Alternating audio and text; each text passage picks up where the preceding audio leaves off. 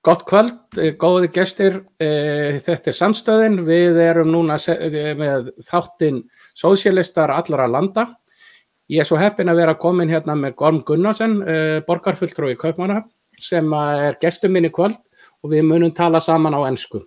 Gorm, welcome to samstöðin in Iceland. Thank you. Very happy to see you. I'm happy to see you. Thank you. Gorm and I, we have a long history together. We've known each other since we were teenagers, so it will be a friendly conversation, I'm sure. So Gorm, just tell me a little bit about yourself, your background, and maybe your activities when you were young, and your political activities, a little bit about yourself. As many other young Danes who have been attracted to the socialist movement, I was recruited as a pupil. Already as a 7th and 8th grader, I was involved in making a pupils' council function at my school. And I became involved in the Copenhagen Common Pupils' Council group and the National Union of Pupils, etc. And in that setting, you discuss what is reasonable and what is not reasonable, and why is democracy a good idea, and why is democracy not? Why don't we see democracy in other spheres? Why are certain people entitled to command other people, and why does that happen automatically? And so, of course, you can question the right to exist, the raison d'être of capitalism on that basis, and you discuss what is the sort of realistic alternatives to capitalism. That's a part of it. So I was debating these matters when I was early teens. And the reason why Mumi and I met was the engagement that not only pupils but also high school students had in solidarity with Southern Africa and the struggle to end apartheid. And that in many ways became my political course and the thing that I was engaged in. I had this path with the education organizations in the 70s and also in the 80s when I was at the University of Copenhagen as a history student, and I ended up studying South African history while protesting apartheid and mobilizing for against the apartheid state, etc. That's my dual background to saying, okay, you need commitment to the struggle. But I also became a member of the communist youth in Denmark already in 78, and I had actually a past in the social liberal youth before that. The editor of their Copenhagen newsletter, etc. But it was a vibrant time with much discussion, etc. And the communists in Copenhagen were the ones that were sort of most intimately linked with the plight of the movements and how they were doing, and they also invested a lot of work in making sure that organizations simply functioned and that people could decide in a democratic way in the organizations. Yes. This is very interesting, and one of the things I want to talk a little bit more about for young people today might not remember how important the anti-apartheid campaign was in the 70s and 80s especially, although it started in the 60s, of course, in Europe. And we worked together, and secondary school students were very prominent in that campaign. So that's where we met, of course. And I would like to it must have been as involved you were in the South African campaign. It must have been a major you might have felt like a major victory when Mandela was released and everything changed in South Africa. Can you tell us a little bit about that and what you followed it up on? That was the greatest moment of elation was actually that it was a success to have an election on the 27th of April 1994. Getting Mandela out of jail, of course, was also a major achievement, as you also remember how a lot of people rejected buying a Release Nelson Mandela badges, etc. at the time because they said, oh, he will rot up in jail. It's not realistic to imagine that South Africa would be anything but white supremacist state in the future. That sort of lack of imagination that the world could be different or that the world could be just. But you sort of felt vindicated when there was a successful election based on one person, one vote to create a united, non-racial, non-sexist South Africa in '94. So that the feeling of joy that was realized was tremendous, and I'd been quite committed to the cause. So it was only after that election that my wife, through the 7 previous years, looked me into the eyes and said, now I'm willing to have children with you, Gorm. So she knew that you wouldn't be able to concentrate on raising family while you were so heavily involved. Yeah, it was day-to-day thing, news, spreading the word, etc. It was also sort of a commitment to having decent reactions in the Danish press. So it's lobbying the Danish press and organizing these protests, etc. It was just, and then coordinating in the EC and later on the EU, setting up the first observer mission to an election in the EU. We cooperated quite a lot with the Danish government at the time in setting up that mission. So those were very, very busy years. Of course, there is a time to be a full-time activist on a voluntary basis. I managed to finish an education at the same time, and so I had a life apart from that, but it sort of slowed a little bit down, and I could get involved in other things after '94. Yeah, I can imagine. But the one thing I noticed, and I think is very important, and people don't often think about, is that I remember in the 70s and 80s, like you said, that there was this. You can't change South Africa. It's always going to be a racist, oppressive state. And if you try to change it, there will be massacre of the whites or something like that. There will be race war. So only alternative is race war or continuation of an apartheid state. And this lack of vision that something is possible. It's like it's always been there and it always will be there.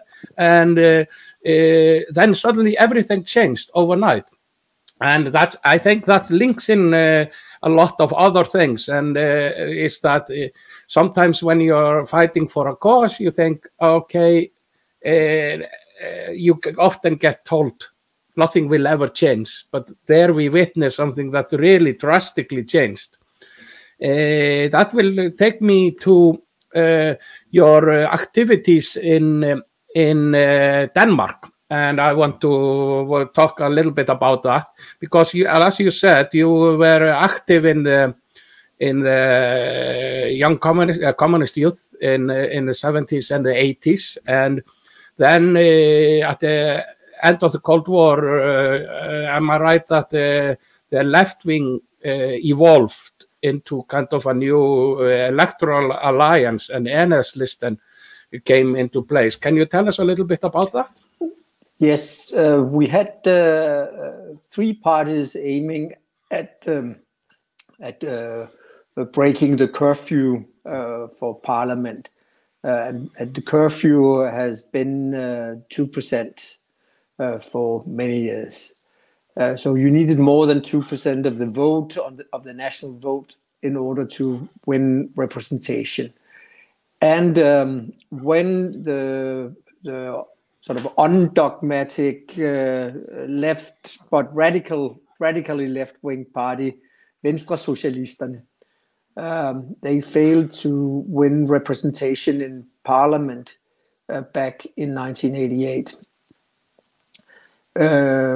Then the Communist Party, which had left parliament after with a very, very narrow margin in the election of 79, where they had almost 2%, but no cigar. They sort of thought, okay, we can perhaps talk. And the third or the fourth international party, the Socialist Workers' Party, also joined in the conversation, and they had actually also waged some quite successful election campaigns, not winning that much of the vote, but actually mobilizing quite a lot of young people and looking good. Those three parties started talking, and in the beginning it was just the unity of parties that were already bankrupt in the eyes of the people, you can say, and there was no success in getting anywhere in the first election that Enhedslisten ran in. But then after the referendum or referenda on EU, where the Socialist People's Party, which had been the mainstream left party to the left of the Social Democratic Party till then, Socialist People's Party, a breakaway party from the Communist Party, following the slaughter of the uprising in Hungary in '56. That party had quite a lot of momentum, and they were not. They were sort of not extremely reformist, and just they expressed the sentiments of the environmentalist movement and the sentiments of the peace movement, and they were also key in the anti-apartheid movement actually in the 1980s. So they had they have changed the position of the EU. So in the election of '96, we won representation. After the failure of, am I messing up dates here? We'll check it. Mid-90s. Yeah. But we are roughly there. And we won representation because the Socialist People's Party had said, okay, let's enter the European Union, and change the position and marginally moved the sort of the vote from being no in '92 to yes in '93 to entering the European Union. So, if my impression at that time in Denmark, and that was happening in many other countries, was that, am I right to say, your Enhedslisten comes together and like anti-capitalistic parties on the left, kind of try to join together. At the same time, that even though Socialist People's Party had come from an anti-capitalist background, they started to evolve into more of a reformist, left social democratic in a European setting party, and while at the same time the Social Democrats were becoming infected by neoliberalism. Is that kind of as you saw it at the time? When the Social Democrats took over government in early '93, they engaged in sort of an early version of Blair's policies in Great Britain, if that's and they privatized the many services, the telecommunication and postal services, and similarly they began that process of liberalization that has actually created quite a lot of trouble for us these days. So in terms of, it's not that I sort of long for the old days with the communist bloc, etc., but there was a certain check. There were certain checks and balances on how much of public assets could be handed over to private profit-based development. So that check, that balance broke down in the 1990s, and the Social Democrats sort of embraced a policy that was also characterized by the marriage between our prime minister and one of the spokespeople of the Social Liberal Party, which is quite, in terms of economic policies, quite right-wing party with a fondness for outsourcing and privatizations. This was interesting because I would argue that you're right in your analysis, and I would also argue what has happened after the end of the Cold War, like the checks and balances that you mentioned. And nobody wants to go back to those times, of course. But one of the things which I think I didn't expect, but what happened, many thought, okay, the left-wing forces will now be free from some kind of like a confinement and sectarianism that was very common during the Cold War era. And the Social Democrats will kind of could say, okay, we were in the debate on the left, we are the victors. But at the same time, what I didn't foresee was that the Social Democratic parties, they transformed and they gave up on their left-wing belief, and they kind of seemed to swallow. And in Blairism in Britain is a very good example. It's kind of like the high point of this kind of it's not really social democratic policies that were the parties got involved with. It was more like social liberal, very social on the human rights issues like gay rights and immigration rights and anti-racism, but very actually just buying into the paradigm that capitalism is the only game in town, and we just have to let the markets rule, and then we try to claw back a little bit for our social problems. What can you maybe, was that kind of your impression also? Yes, and the Social Democratic Party was quite a lot on the same track as the Social Liberal Party at the time in terms of protecting the rights of immigrants and having a sort of we also witnessed a firm commitment to overcome poverty in the third world and increase funding for aid. Now we see a Social Democratic Party that has become extremely nationalist and which have no vision of international solidarity that makes sense, at least. And then at the same time, they have moved much more towards a social justice agenda, but only on a national level. And they have also sort of allowed increased insourcing to be a part of the agenda. And I've seen that in the municipality of Copenhagen over the years, that they've gone from outsourcing things to now accepting pressure to insource and take public services back, like handling of garbage, etc.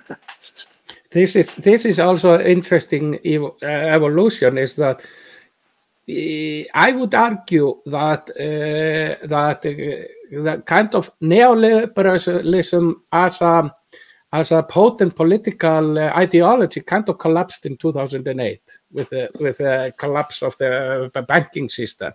But the zombie is still alive and kicking and will probably for some future now. And that's interesting that you mentioned is that some of the reactions that you see when this like global ideology of neoliberalism is losing its potencies is that one of the ways to react, that societies react to that, is to go into some kind of a cocoon, go back into the national borders. Chauvinism and racism is kind of getting more to the surface. I would argue it was always there. And at the same time, the economic agenda, so you see that in the Social Democratic Party, is that it becomes more chauvinistic, hostile towards immigration, but you could argue on the economic agenda that they are moving to the left, like you were mentioning. So this is an interesting, and this will obviously link into that, what we will maybe talk a little bit more detailed later, is socialism and the situation in international setting today. But I want to go on a little bit more about the Danish situation, and because you are a council member in Copenhagen for Enhedslisten, and you were talking about struggling in the beginning, and the party didn't manage to get the 2% threshold on the country, and now in the last local election, Enhedslisten ended up being by far the biggest party, and with quarter of the vote. Can you tell us how you would say, why has it been so successful, especially in Copenhagen? It was successful elsewhere also. This is a Copenhagen story. We are very much a Copenhagen-based party, and this was extremely pronounced in this particular election, where we have moved from back in the 90s when we ran in 97. I've been running in all elections since 97 for Enhedslisten. I was only elected in 2013. But back then, we were sort of wavering around 8-10%. And that was the situation until 2013. Where we had almost a fifth of the vote. That repeated itself in 2017, and this election we had 1/4 of the vote, by far surpassing the Social Democrats as they are the second largest party. We have 55 members of City Council. 15 of them are from Enhedslisten, and 10 from the Social Democratic Party, and then we have the Conservatives and Social Liberals and Socialist People's Party as the smaller parties. But Enhedslisten is the largest one. But the Social Democrats, we have always pointed to a Social Democrat in Copenhagen to be the Lord Mayor of Copenhagen. Mm-hmm. And it's been based on the agreement that all the socialist parties should go together and point to the leader of the largest party amongst the three, that is Socialist People's Party, Enhedslisten, and Social Democrats. And the Social Democrats have really appreciated that solution until this election. Then they said, oh no, it doesn't count for now. So they entered into an alliance with the rest of the right wing, you can almost say, and had then they could have a majority and run away with the position as Lord Mayor. But the person who has it now did not reach by far the same number of votes as our main candidate, and we had by far the most votes, also for just our symbol, the Ø. The letter Ø, which is our sort of brand, and we have successfully made part of most Copenhageners' sort of political awareness that's those who make sense, those who look for social and environmental sustainability in our city. Would you argue that maybe part of your success is that you were kind of voice in the desert during the height of neoliberalism in the 90s and the 2000s, and you the crash in 2008 kind of proved you right. Could you argue that? It's not enough to be right in an analysis, of course. You need to have represent a glimmer of hope. One thing that I have learned from following Copenhagen politics and also practicing it is that, okay, when you make a compromise around the budget on city council, you should not enter those negotiations that sure that you will end up being a part of that compromise. You should not enter that negotiation room that sure that you would leave the room in the end. You optimize your leverage by saying, okay, we negotiate to get as much as possible, and if we cannot really see ourselves in that in the image of that deal and see the progress, then we leave. If we have a point that we can communicate to the people that this was simply not enough, this was not good enough, then we leave. That's what we have practiced, and we were particularly good at it in the past 4 years on some central environmental issues. You can ask me about that if you want to, but I really want to return to our national politics to make people understand what the setting was and where the ultimate failure of the Socialist People's Party happened that made people flow from the Socialist People's Party and the Social Democratic Party to our party. This was the negotiation on founding a new executive, a new government in Denmark in 2011, when the Social Democrats tried to form a government. They led the negotiations, and SF entered those negotiations with the objective of getting into government. They wanted ministries in their control. That was their reason for being in the negotiations. It was not to develop, to see if their policies could be met. And the social liberals were smart. They were also a part of that negotiation in a government formed of 3 parties. So they just dictated the policies that the Socialist People's Party had to accept to enter government. And there were more privatizations. There were more cutbacks in social services. They had very few election promises that they could fulfill apart from entering into government. So that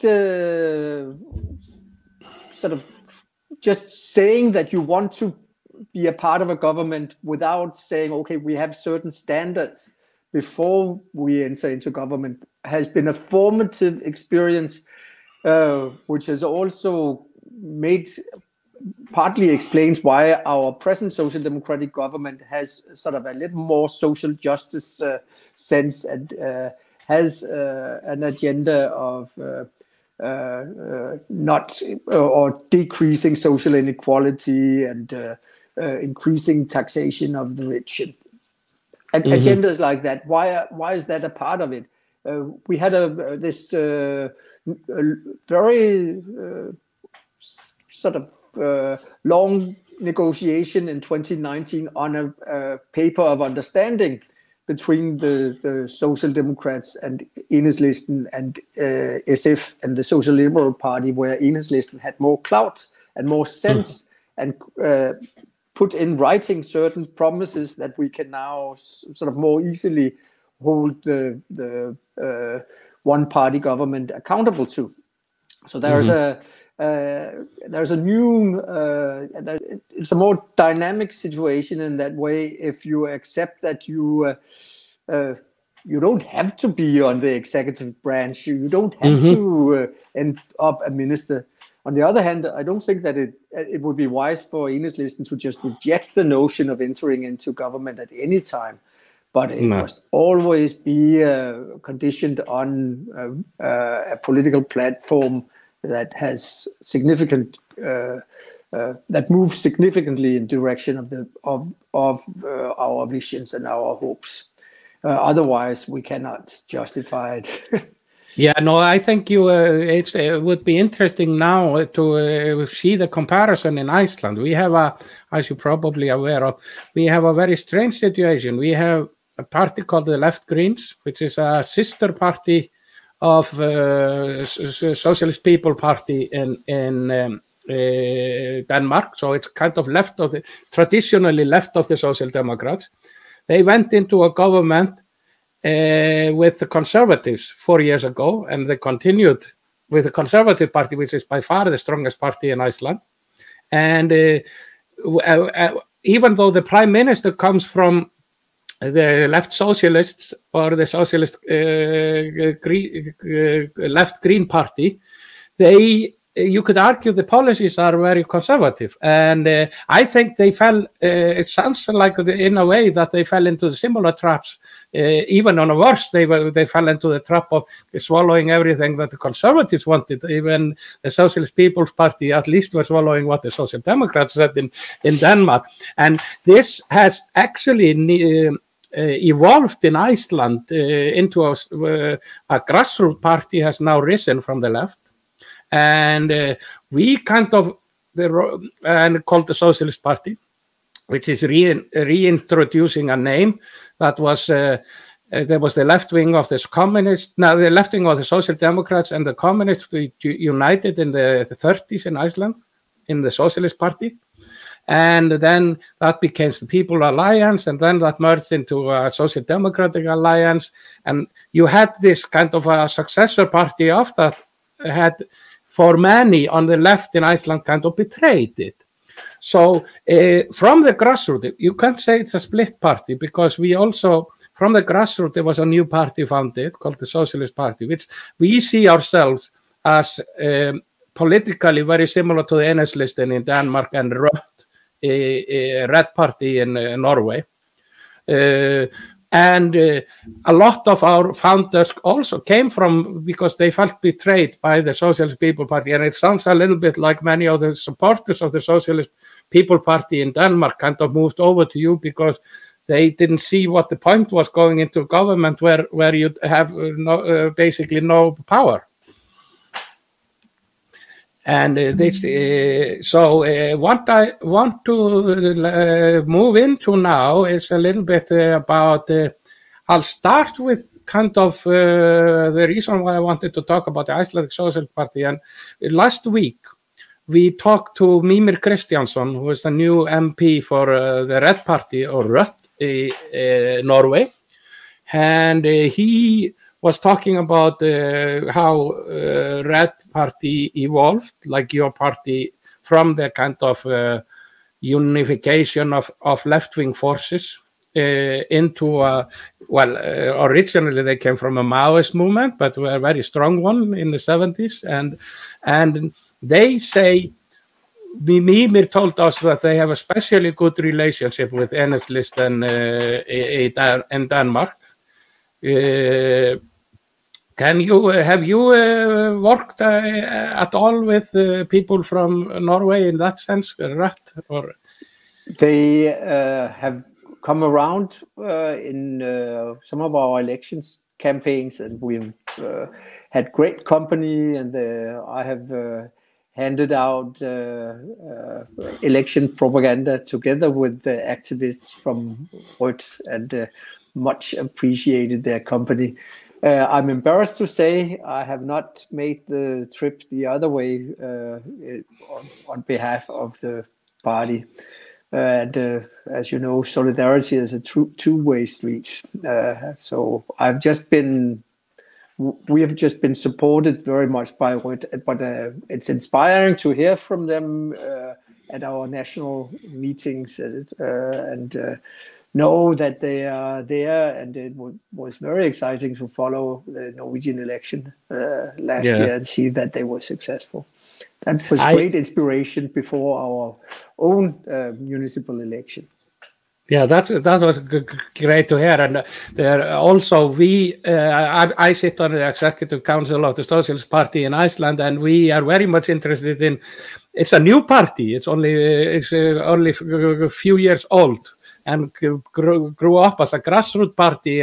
But now we are looking into partnership overseas, and the obvious targets are rætt in Norway and Enhedslisten in Denmark.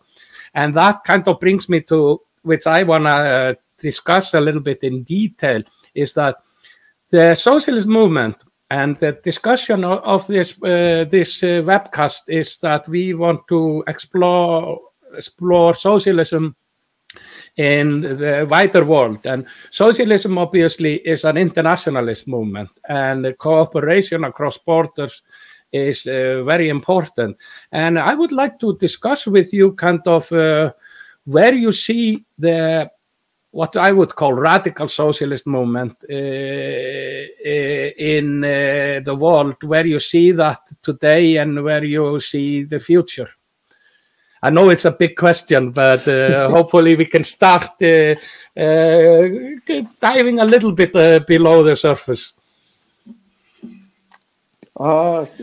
It's a difficult question, and I'm not sure I'm the right person to ask, but I definitely follow developments like Chile and Costa Rica and see what's going on there. And I also sort of, from time to time, check up on what are the movements like in South Africa.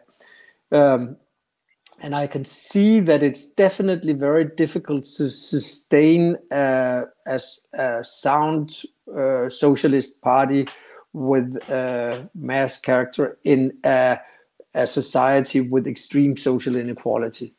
There's so much pressure to allow yourself to be sort of a vehicle for your greater family to have access to some of the wealth in society once you are on an elected platform. It's unimaginable to be elected in South Africa and having all the relatives come and say, please feed us, please help us get somewhere, etc. That kind of environment, it will almost inevitably lead to some sort of client relationship, some sort of populist, charismatic leader with the support of the economic, the owners of the economy taking over and hijacking all your aspirations for socialism. I see the African National Congress and the South African Communist Party in South Africa being parodies. They use much of the old socialist rhetoric, but they just ignore the real movements out there. But there are great movements to create housing, sustainable housing, access to land, making sure that the environment is not destroyed, etc. Those kind of movements exist in South Africa. But as soon as you have a national platform and become a party, how do you make sure that grassroots life is still something that informs you and doesn't lead you too far astray? And I think there is always the temptation to become become your instead of it allowing grassroots and sort of the reflected activists and the organization to be the founding pillar of how you create policies. There's the temptation to say, okay, let's see what makes us electable. What is it that? How can we charm people? How can we look good, etc.? That other effort is always there. So I think, okay, I need to. That's been my philosophy. I need to work locally to find out how do I find this balance, and Perhaps I have an experience or two that's relevant that has not been communicated, because you can check out what is going on in the world and know more about the exciting things of Costa Rica and Chile and South Africa. Now, this is actually very interesting, because this brings us to a little bit, I think, discussing. As I see it, and I think you have been formulating it, is that the dilemma for a radical anti-capitalistic socialist parties is that, okay, we want to eventually change the system, but even if we get into a power within the system, the first steps will be to to unwind neoliberalism that has been absolutely. One of the things we notice I think you notice on a municipal level, is that this outsourcing and the change in attitude. This is one of the things that neoliberalism did, in my belief, and I think you probably experienced that at the local level very well, is that everything was marketized. That is, you were put on like it was. Patients became customers. There were created some kind of inner markets. It's fine. Inner market in the social services. So instead of being service-based, the public services became just another, even if it was run publicly, it was run just like any other company. So even the publicly run companies became, I know in Iceland, they became what we call OHF, which is official public registered company. That is, it functions just like any other company on the market, except it's publicly owned. So then you can have all this outsourcing and all of that. So we know outsourcing. Common sense tells us, and I studied a little bit. I know you're a historian, but I studied some economics, and it's always more expensive in the long run to outsource, and because. But however, take an example of cleaning. You want to clean. You need to clean offices and so on and so forth. More or less everything about in cleaning is it's just staff. You're paying staff, employees. So if you outsource that, then there are two ways. You can maybe get a little bit cheaper in the very short run. How?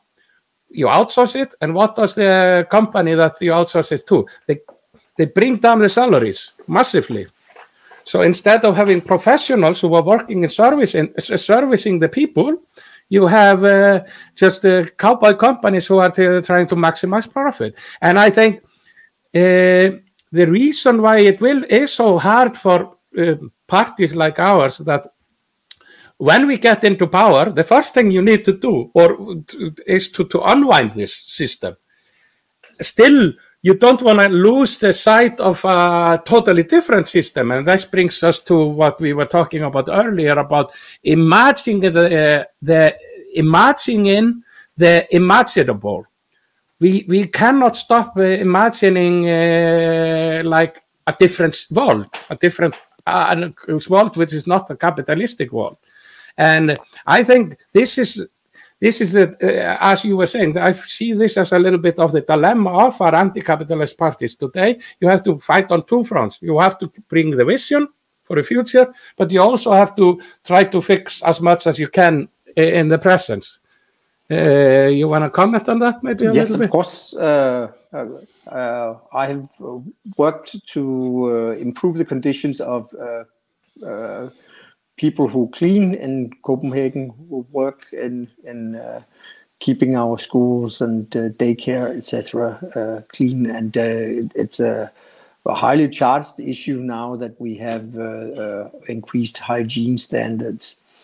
And the result until now is that we have sort of a balance of forces established that you are permitted to locally decide if you take a private offer or you can actually employ your own cleaning personnel. That last option is something that we have battled to make sure that local school boards, etc., could actually control. If you look at it in terms of waste management, I've followed Copenhagen politics for so many years now that I remember back in 2006 or 2007, I think, when our own renovation company was forced to close down because the lawyers and the majority of the municipalities said that it was simply not sustainable to have a public renovation company, publicly owned company, because the EU prescribed that it had to be outsourced, etc. Really, I think they blamed the EU for something they wanted themselves. You could, of course, find legal basis for it in the EU. In the EU, but I think it's a question of local political will. But now we have the first of our own electric renovation vehicles driving the streets of Copenhagen that we are gradually taking over, and this was an outcome of pressure from Enhedslisten that we did that.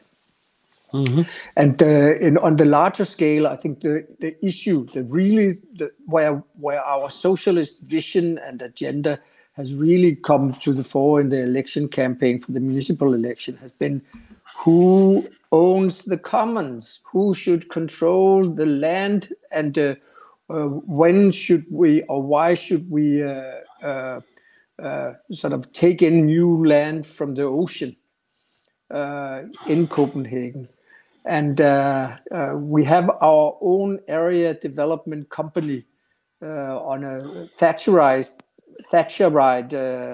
basis, actually. The idea that we can fund infrastructure by taking loans in the security of the commons that can be developed into real estate. And we have not seen any time before in the history of Copenhagen that the issue of saying, okay, should we actually have this kind of private speculation in the value of real estate? Should we have that as our policy and our way of financing public sort of infrastructure and things that should benefit the public?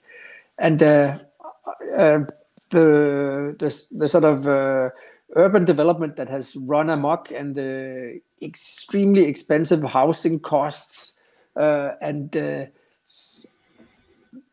those factors have really made a lot of young people and also older people wake up to the shortcomings of a capitalist-controlled financial sector of housing sector that's controlled by financial capital and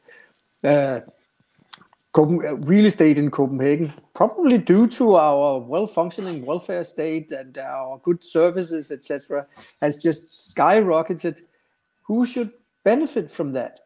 Well, why should anybody be allowed to run away with those hyper profits based on it? And should our own urban planning unit in the city be run on the basis of optimizing profits from the increasing price of real estate in Copenhagen?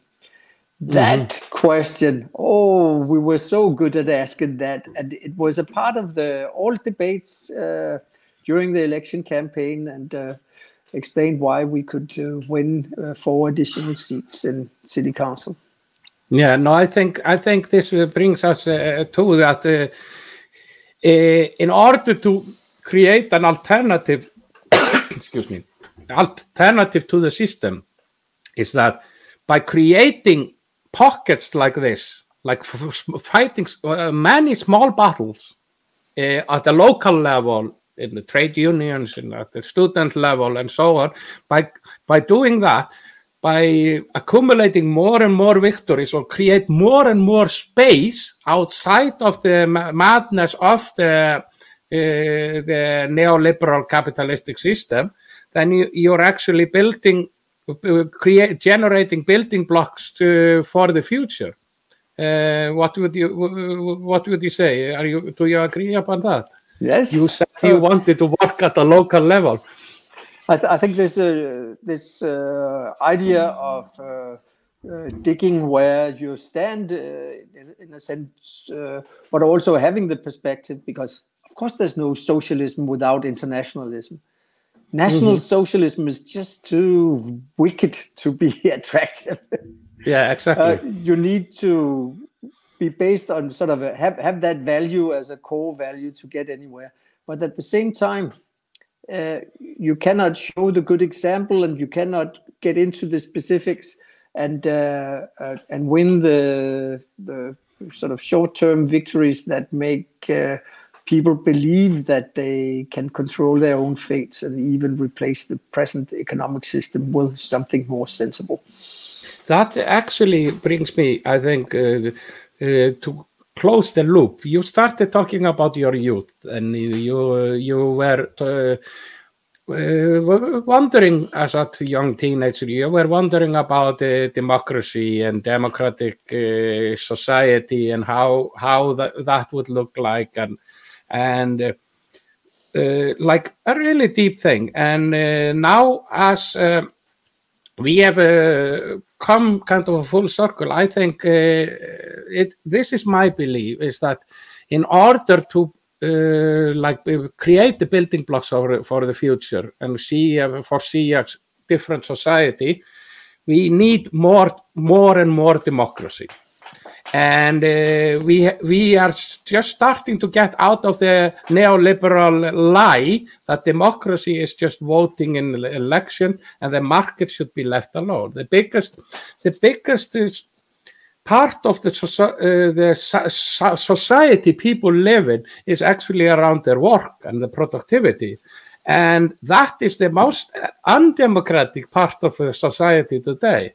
So I would like you to kind of, in the end, go back to this idea of democracy and how you see that could help to lead us into a better future.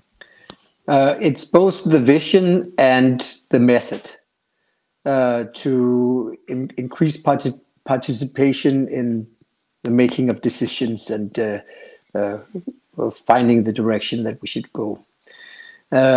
Because it is not engaging, it is not improving to volunteering your neighbors if you just speak to people until you think they understand. You must start by listening. Remember, you have 2 ears and 1 mouth, etc.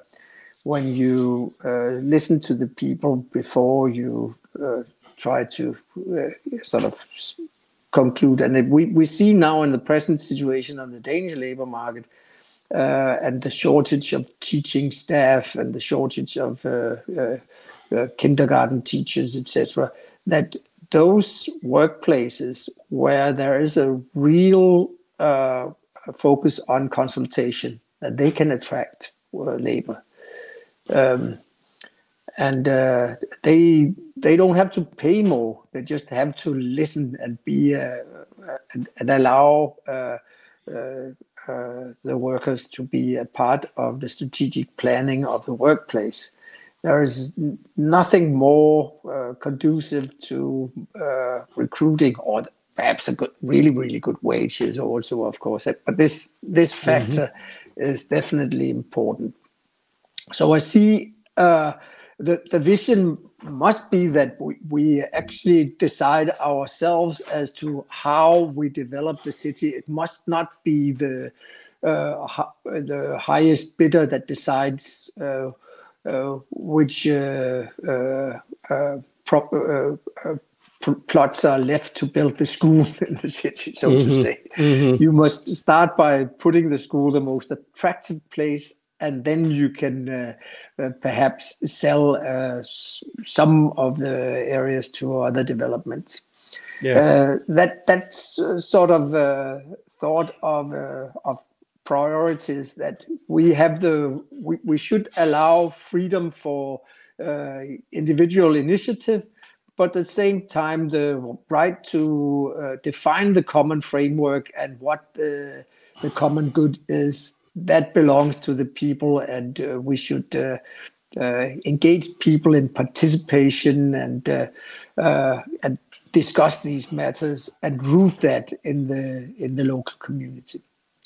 It's also an access point, of course, to have the kind of worldview and perspective that would allow you to get out of the grip of the fear of the stranger, and instead say to yourself, okay, I have brothers and sisters across the world who want to do the same thing.